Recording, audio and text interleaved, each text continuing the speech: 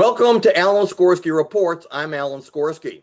Since October 7th of 2023, almost 2 years ago, not a day has gone by for the Jews across the world that we don't daven and take Tehillim for the hostages, for the IDF and the state of Israel. As we watch the world, especially Europe, turning against Israel, the government finds itself fighting multiple war fronts, from the battlefield to the blood libeling of our people, to attacks from Jewish leftists, to the diplomatic attacks from countries we thought were our friends. Israel could have ended the war on October 8th with a massive bombing campaign, but they didn't. Israel could have turned off all of Gaza's utilities to force a surrender, but they didn't. Israel could have starved Gaza to the point where Hamas would have had to come out from their sewers, but they didn't. Today's guest is Leah Harris from Mothers of the IDF Combat Soldiers Organization, who has appeared numerous times before the Israeli Knesset demanding that the government take harsher measures against Gaza so that Israel can win the war, defeating Hamas, bringing back our hostages, and allowing the soldiers and their families to begin to heal from the trauma they have all suffered through a war that seems to not have a game plan to win.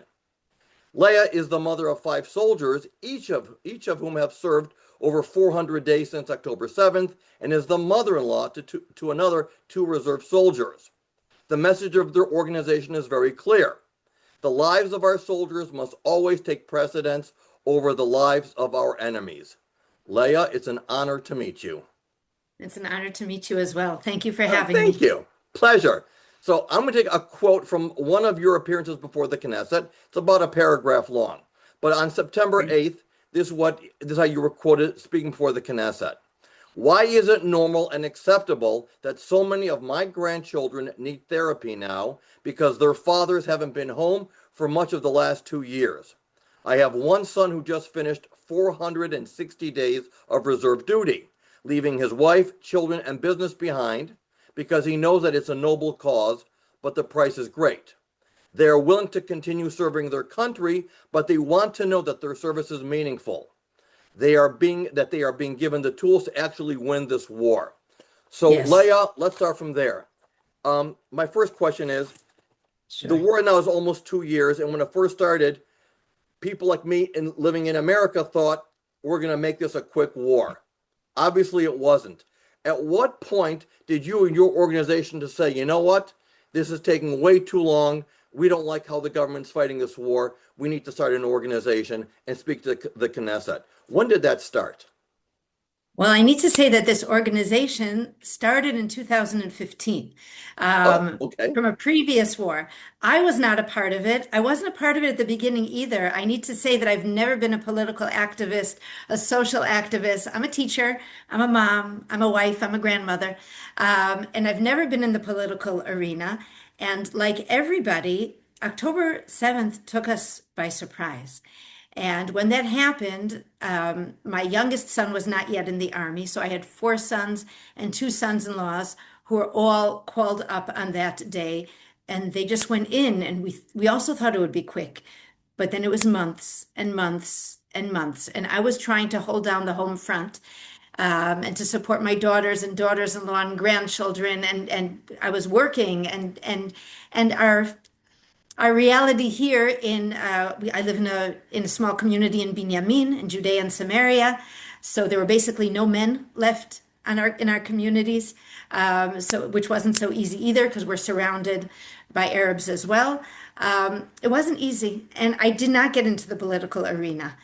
It was the summer of 2024 when a friend of mine told me that she goes to the Knesset and she speaks as part of this group of the Mothers of IDF Combat Soldiers. And I said, hey, I'm really a mom of IDF combat. By that time, I had another son in the army. So 7 combat soldiers is quite a lot. And she said, why don't you come? And I said, well, Hebrew is not my native tongue. I don't speak as well as you do. And she said, come. And I came. And since then, I've been at the Knesset almost every week for more than a year. None of us expected it to be going on this long, but we realized at some point that the government is just taking a wrong turn. The government and some of the people in it There's something that's called international law, and everybody likes to quote when we talk about Right. Israel, they like to quote international law.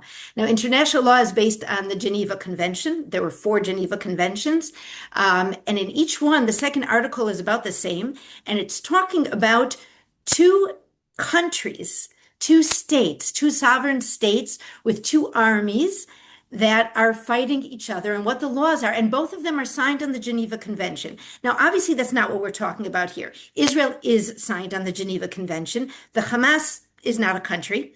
And the Palestinians in general are not a part of this. They have not agreed to it. So, according to the Geneva Convention, where it has to be reciprocal to start with, we're not talking about that. But even if we were, there's a huge gap between what international law talks about and the reality on the ground. The reality on the ground is that we're dealing with a terrorist group which is hiding behind civilians and attacking from hospitals and from kindergartens and Right. using every method possible to kill soldiers and civilians. Like we've seen, they're still trying to shoot. I don't know if this gets out in America. There are Yeah, no, still we see it. rockets being shot Right. from Gaza. They're still doing it now in Right. the last few weeks. So they're still working at it, and they're doing things that are obviously not okay.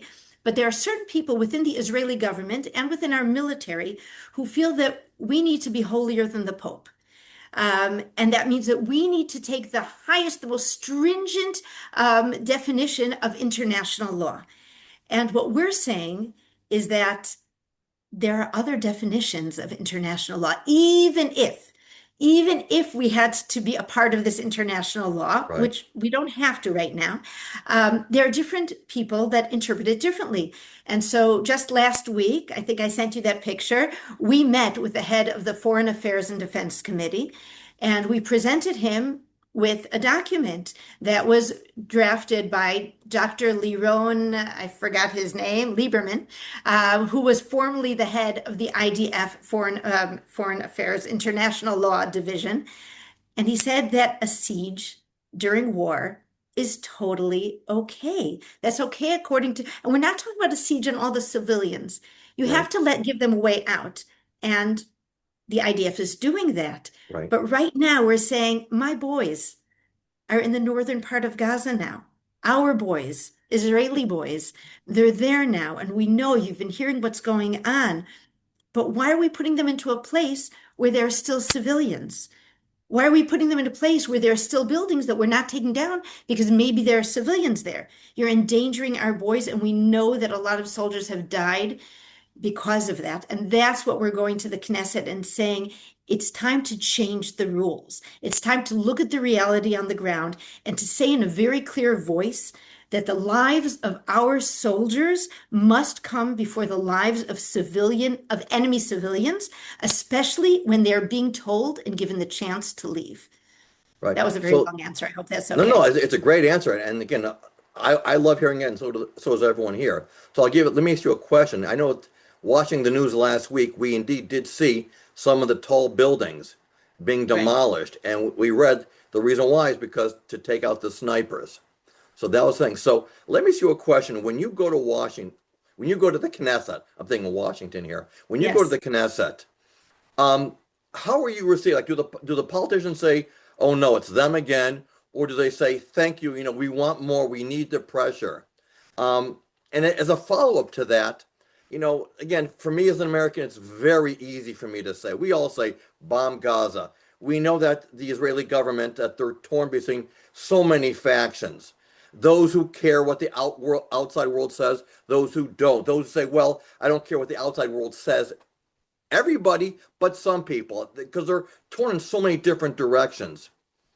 When you go there, how do they receive you? Are you meeting with allies of yours? Because we know that it's a coalition government made up of so many Right. different factions. Um, when you go, do they say, Geveret, we are trying our hardest. What do you think? You think we don't care about the soldiers? What's that back and forth So like? it's very interesting. It's an excellent question. Thank you for asking it. I'm received in different ways by different people. There are people, not necessarily politicians and politicians from the left, from the Yesh Atid party, from different parties, who will verbally attack me in the Knesset. Anything that I say, first of all, they say that I have no legitimacy to come. There are those who say that only the families of the hostages are allowed to speak.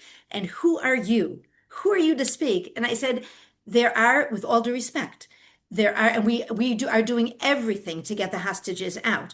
But right now there are 20, we hope, live hostages. And including those who are no longer alive, we're talking about 47. There are tens of thousands of soldiers in Gaza and in I have boys in Syria, in Lebanon, in Gaza, all over. How can you say that I am not a legitimate voice? How can you say that you are putting my children, our sons, our husbands, you're putting them all at risk with this ridiculous, with the way that you're running things? How can you say that I have no right to speak? So sometimes I'm attacked from the people in the coalition. We are really taken with open arms. People say, sometimes I come and say, I feel like I'm speaking to the wall, and they say, thank you so much for coming, because we're getting so much fire from the other side. We're saying, just end the war, end the war. We don't have any energy anymore. We can't Right. do this anymore. We're so tired. And if you're saying, no, Israel cannot exist if Hamas stays on its borders. And yes, obviously, I want my sons home. I'm a mother. I'm a grandmother. I don't have a heart of stone. I want the boys to be home, but I want our country to be safe. And our country can only be safe if we finish the job. And so, from a lot of the members of Knesset, as I said last week, sometimes we just go and speak in front of the committees, and sometimes we have specific meetings like we had last week. Tomorrow night, I'm meeting with another member of Knesset. We have different meetings at different times, and they say, you're giving us a lot of strength and a lot of backing. Thank you for saying what you say.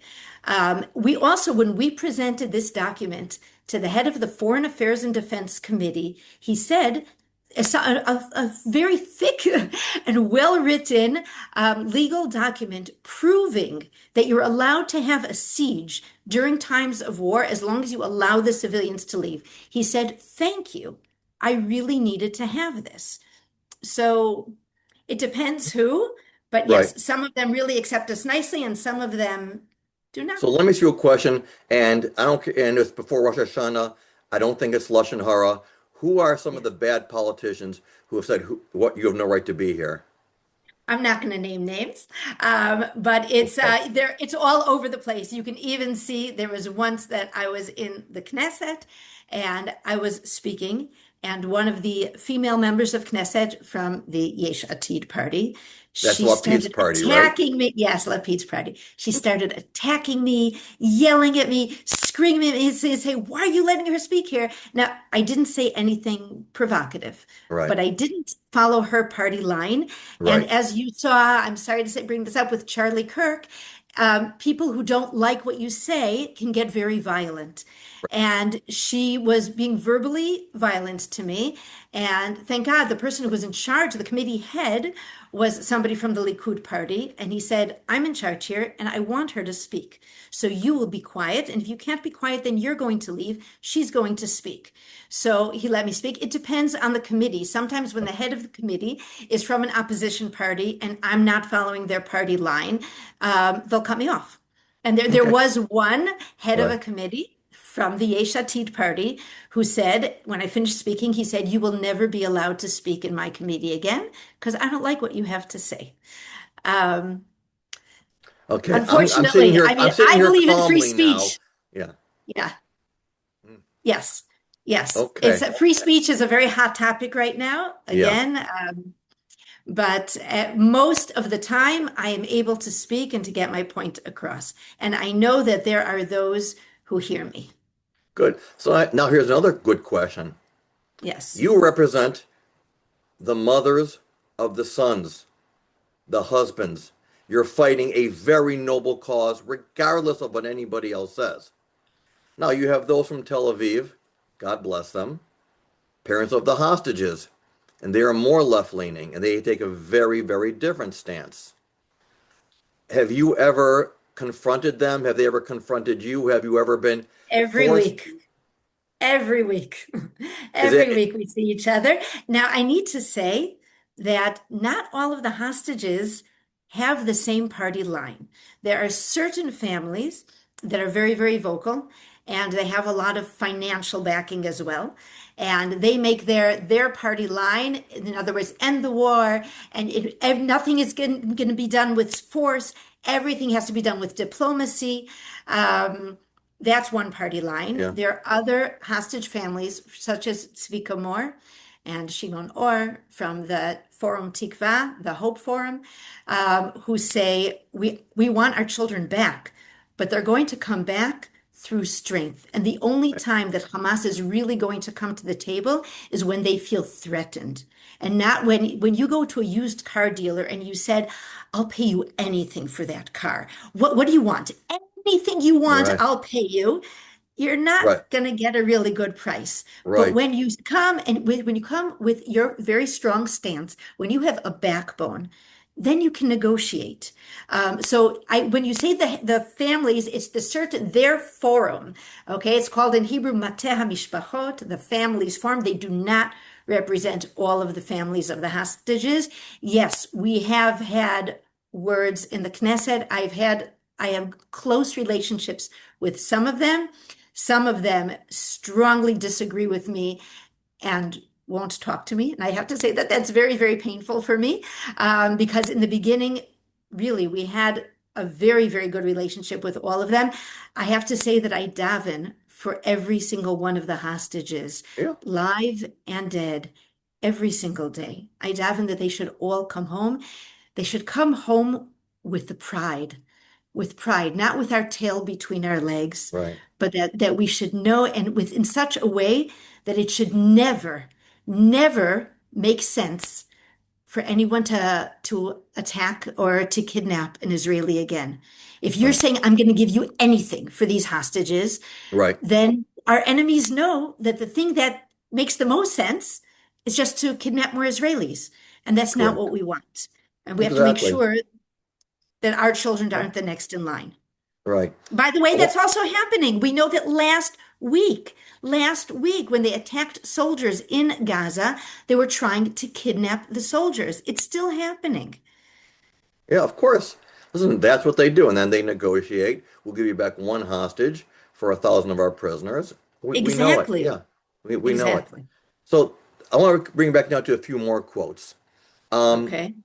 let's see. We said, were you accused again? We're basically you told the government. Well, again, it's kind of following up on what we said earlier about a lot of a lot of these people they're politicians, and for them everything is about it's not we'll make a decision now.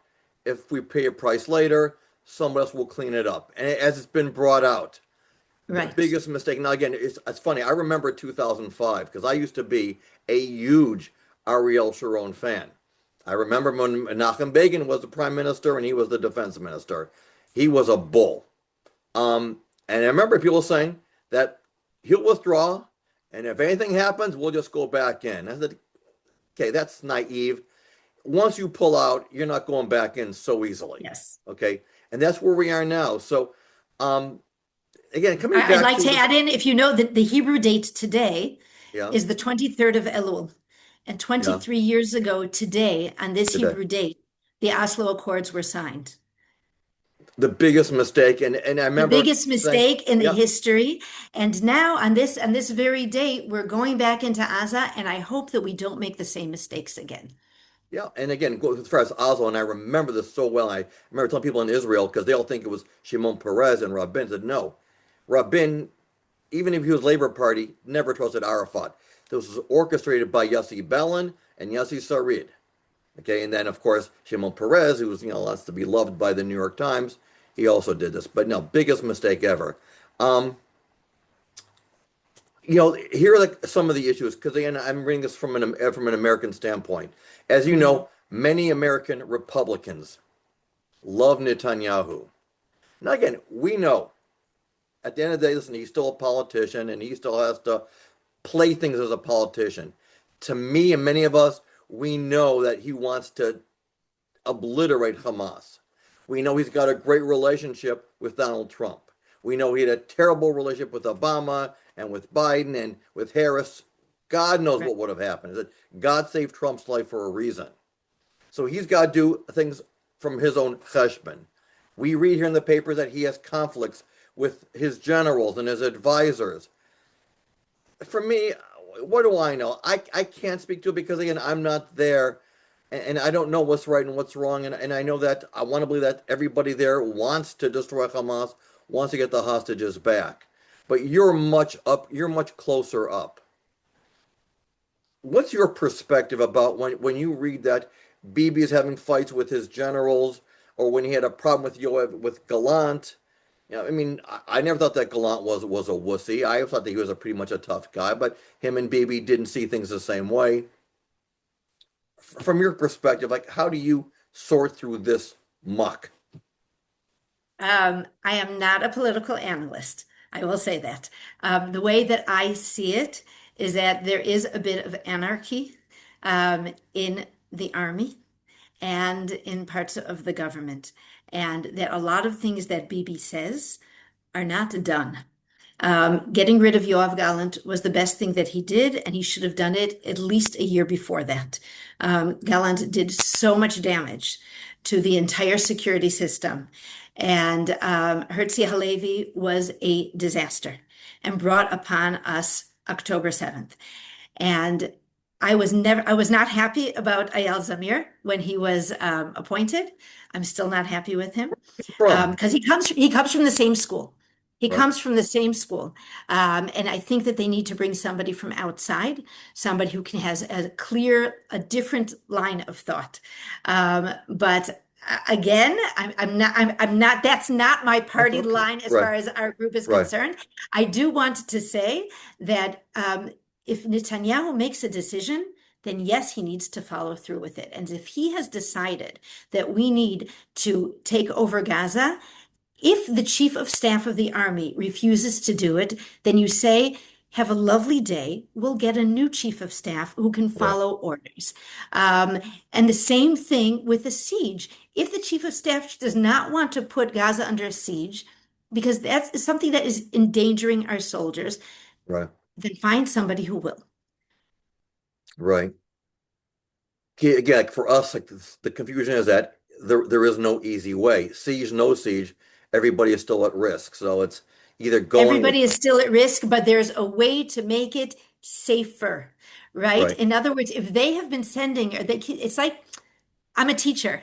If right, you tell a student that this is your last warning, and then you give him another last warning, and right. then you say, now this time it's really your last warning, is he going to take you seriously? No, Obviously not. right, You've lost everything in standing in front of that kid. And it's the same thing here. So we've dropped all these leaflets on Gaza telling all of the population that they must evacuate. And then 48 hours later, we drop more leaflets and say, you must evacuate. The next week, we say, you really have got to go. The right, week later, we say, okay, now we mean business. It's time to go. And then 3 weeks after that, when they still haven't left, then we're still giving them truckloads of food and water and right, fuel so that they can keep on they can keep on living in the tunnels because they have right, fuel for their generators. right. Why should anybody take us seriously? If you're going to do something, then do it. Not even every teacher, every parent, how many times can you tell your kid, it's the last time I'm telling you, I mean business now. If you're going to say it, then do it. Okay, so now that brings me to another point. Over the last month or so, we've seen a lot of added um, attacks. We saw what Israel did over Iran.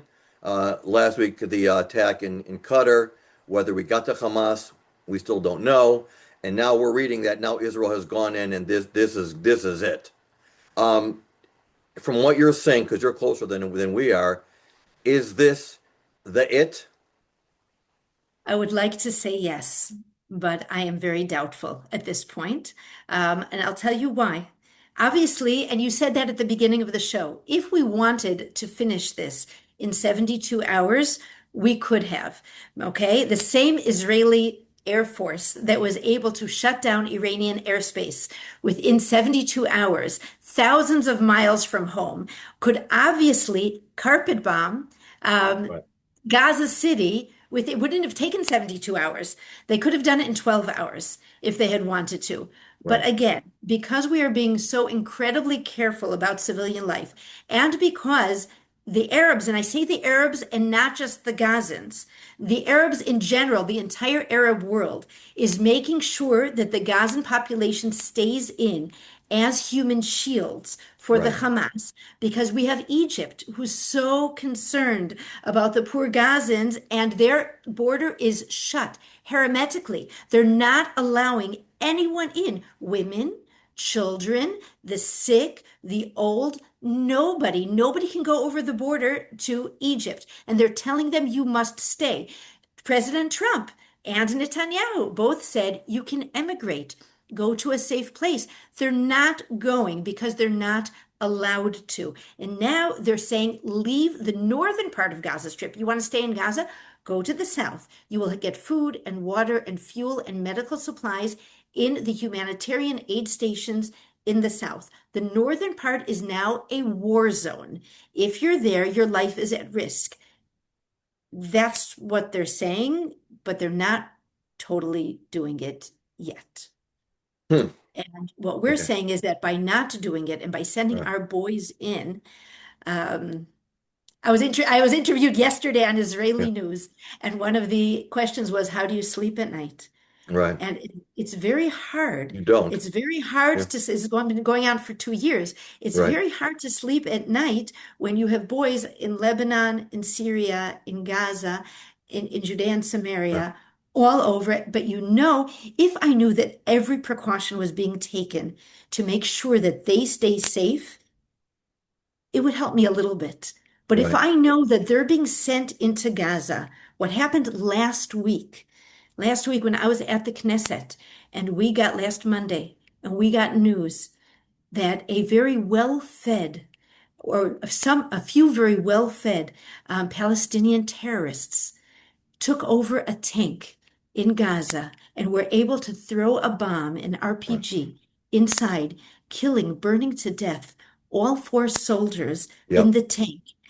This is exactly what we've been warning about. When you're bringing a tank into an urban area, that you have buildings there, and that you can't fight people, you can't shoot people because maybe they're civilians. I have a son-in-law who's in Gaza right now, and he said, I left my wife, I left my children from the end of July until the end of October. This is his fourth round.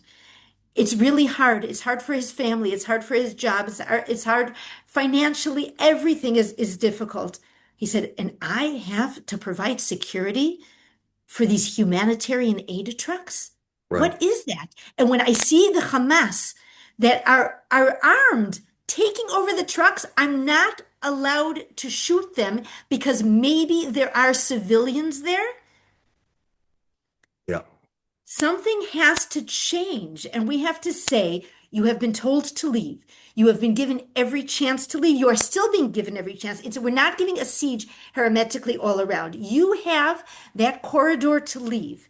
Use it because no more food, water, or fuel will be delivered to the northern part of Gaza because it's dangerous and it's wrong.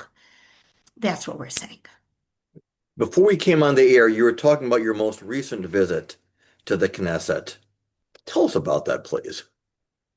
The most recent visit when we came, we were in the different committees, but Right. we also met with the head of the Foreign How Affairs many and are in your group, by the Diplomatic. way, if I may ask? How many are We in have your group? thousands of people in the Yeah. group. We have a Right. handful who actually go to the Knesset. Okay. I think I was in the group also, like I was in the group from 2015, but I didn't, so I signed up. I didn't actually do anything in it. And this, I do need to say, it's way out of my comfort zone. This is nothing that I'd ever done Listen, before. you're But fantastic. Thank you. But we met with the head of the Foreign Affairs, Boaz Bismuth, the head of the Foreign Affairs and Defense Committee. Right.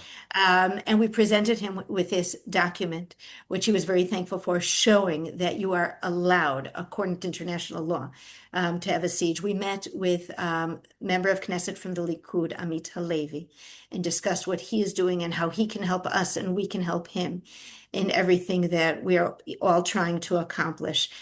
We spoke in the Foreign Affairs and Defense Committee. We spoke in several committees. Each time is different, and each time we meet with other people, we Right. also speak with people who don't agree with us.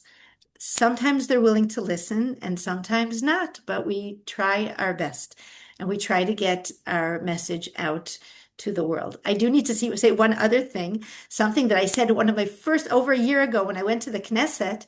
I spoke about my father. My father, may he live and be well, he's 94 years old.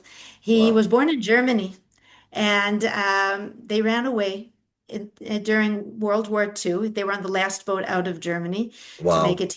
He grew up in Washington Heights, New York. His father was killed by the Germans at the beginning of World War II. And he grew up in Washington Heights, and he served in the American Army. He's a vet of the American Army. He served in Korea. And at the beginning of the war, when I saw what was going on, I said, Dad, tell me something. He lives in Jerusalem now. I said, tell me something.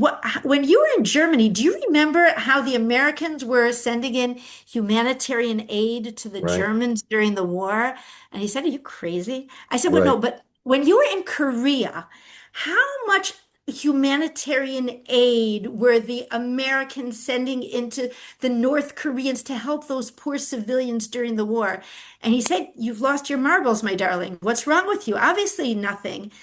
And we are the only country in the world who does this. And again and again and again. And I know that there's a narrative. By sending in all of this humanitarian aid, it's not helping. It's Right. not helping. The people who hate us are going to continue to hate us. The people who lie about everything that we do are going to continue to lie.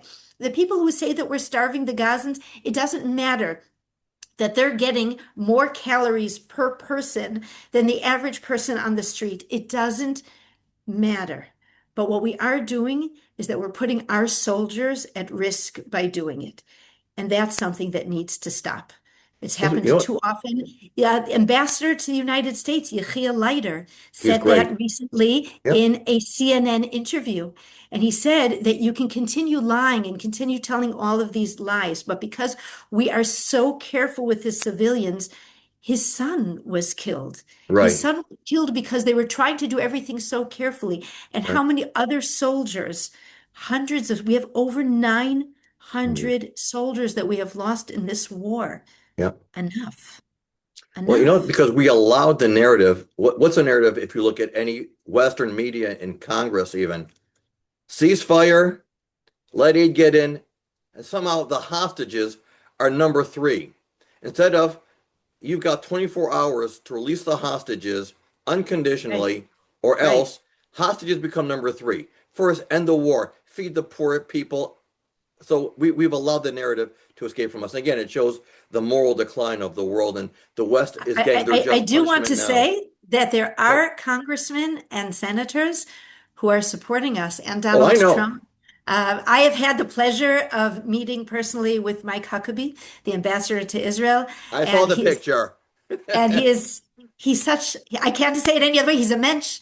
He's such He's a great. good person and a true friend of Israel. It was a pleasure meeting with him, and he is our greatest friend and supporter. And I would like to turn to all of your American viewers and listeners and say, please support your congressmen and your senators Yeah. who are supporting us and show them that what they're doing is appreciated. Yeah, It's and we really do that. important. Listen, thank God we have Marco Rubio and Pete It's Hegseth, amazing. and we've got Tom Cotton and Ted Cruz and Brian Mast. Exactly. There are some real, Yes. and then you've got John Fetterman, who is the biggest surprise of everybody. No, so there are some good ones, but the narrative coming from the evil side, or even those like Chris Coons, he's a congressman from Delaware or a senator from Delaware, saying I support Israel, but Israel, by international law, since Israel controls Gaza, they've got to feed them. And I said, no. Number one, Israel does not control Gaza. They're in Exactly. Gaza, but they don't control Gaza. They're not an invading country to take over. They're there to get the hostages out. So no, we don't control. So you were But Gaza, we completely, have to also say Gaza's a war zone. yeah, It's a war zone. The civilians should not be there. They were told to yeah, leave. The buildings will be destroyed. The tunnels must be destroyed. So yeah. yes, let them leave. And Leah, there is yeah, plenty of yeah, humanitarian aid in the yeah. south. Exactly. Listen, to More me, than enough. those groups are all complicit. Doctors Without Borders, completely, they're no less complicit than was UNRWA or anybody else there, or the Red Cross. But that's another day. You have it. You also want to promote your organization, I think, to I raise do. funds. Please do. I would like to say, I'd like to say two things. Yeah. There are many, many lone soldiers in Israel, soldiers that came here with a huge heart to serve, and their families are abroad. And I'd like to turn to all of the mothers. Um, Join us. If your son is here and you're a mom of an IDF soldier, and you are either in America or in Israel, or anywhere, please join us. And even though we are all volunteers, our work does cost a lot of money. Just the signs that we make Right. and the they're all different things that do cost a lot of money. And if you are able to support our organization, so then you can find us online. It's called Imaot, IMAOT. Imaot IDF, I think, Give Check. If you look that up on Google, I might have We'll that find wrong in it. English. Okay. But I also sent you a link, and if you could put Yes. that up, if people can donate to our cause, it only goes for good things. Again, all of us are volunteers. We don't get paid for doing what we do, but we do it because we think it's important. This is the most just war ever, and we want to support our sons, our husbands, and to have them come home safely. Leah Harris, it's been an absolute pleasure to meet you. And I want to wish you likewise, and your family and all of Israel Ashana Tova, you as well. blessings, good health, no stress, and Amen. and and Achdus, which I think is not part of our DNA, but however, It is, it is, it is. We can do it. We can do it. We can okay, learn how to debate. We can yeah, learn how to debate and to do it nicely. okay, Leah, it's Thank you been so much. It's been a pleasure. thank you for having me. I mean, thank you for joining me and Thank you for inviting me having me. into your home. Thank you Good, so much. All the take care. best. Shana Tova.